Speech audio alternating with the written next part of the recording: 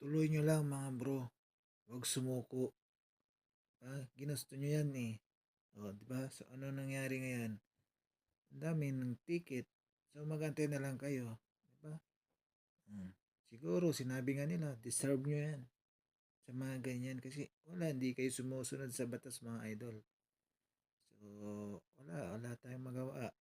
Wala tayong magawa. Wala akong magawa. Wala rin kayong magawa. Kundi, tanggapin na lang ninyo mga idol yung kamalian ninyo. Siguro mga idol, lesson learned na sinasabi niyan. Siguro hindi nyo na uulitin yan kasi syempre nangyari na sa inyo to. Di ba? Kita nyo, ang haba, ang dami. Di ba? Yan ang sinasabi ko. Oh, sige lang. Di ba? Pagpatuloy nyo lang.